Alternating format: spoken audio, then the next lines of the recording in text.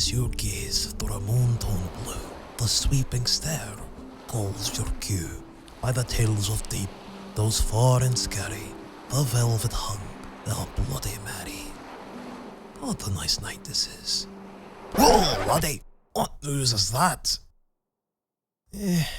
Must be the wind. When you think of the Caribbean now, one might imagine island resorts, rum and coke, a holiday party and dance. But that wasn't the case for most during the later golden age of piracy. In fact, earlier privateers, that is a maritime hired hand of a government, were by and large poor following the War of Spanish Succession during 1701.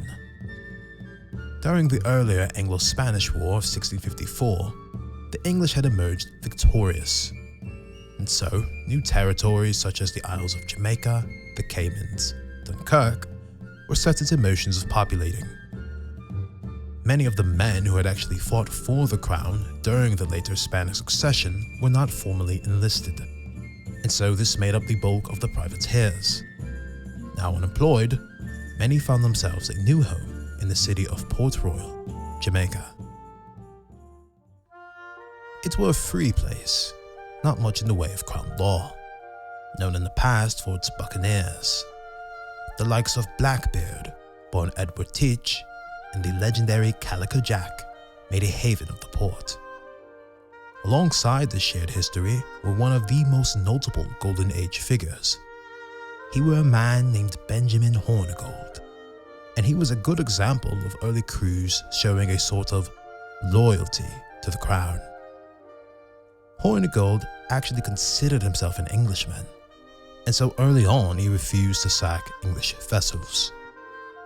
There were of course quite wealthy privateers, some even with prior experience in the British Navy, like Henry Jennings. For today's verse, we'll focus on Port Royal, why records of its notoriety relaxed following 1692, and set the board for future videos. So sit back, I've got the snacks, and let us begin the tragedy of Port Royal. Between 1655 and 1680, the city of Port Royal had developed into a key outpost for buccaneers raiding Spanish ships. Because of its apt location, many of these raiders had set up permanent homes. These were surrounded by banners of brothels and taverns, earning it the nickname of the richest and wickedest city in the world. But the influence of Port Royal grew ever larger. Following the legality of trade of slaves in 1670, the city became the mercantile center of the Caribbean. With all this trade and commerce came genealogical whispers of dying and decadence. One account made by Charles Leslie during the mid-1700s echoed that they would buy a pipe of wine, place it in the street, and oblige everyone that passed to drink. But ever stranger is a reported turtle soup said to have medicinal qualities. Chop into small chunks turtle meat, chicken, pork, beef, ham, pigeons and fish. Marinate with spiced wine and roast.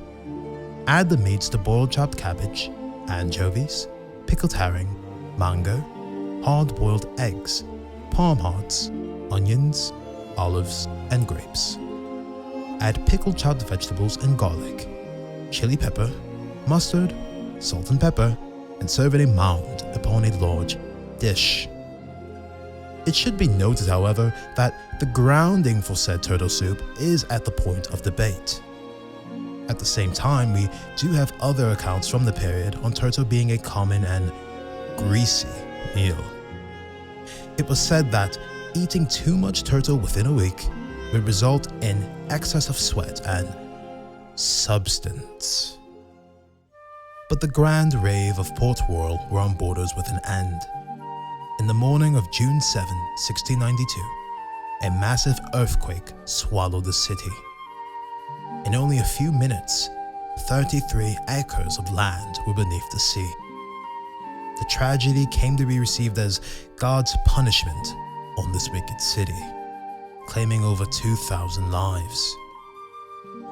Although the earthquake were not of an extremely high magnitude, the foundations of Port Royal were distributed amongst banks of sand, leading to a slip-slope disaster. As if not enough, a follow-up tsunami took the city once more. An additional 3,000 souls were taken from the city of Port Royal due to sustained injuries and disease. As mentioned earlier, the remains of Port Royal would continue to be used in lesser capacities following the War of Spanish Succession, albeit gone from the days of status. The city of Kingston became the new center of Jamaica.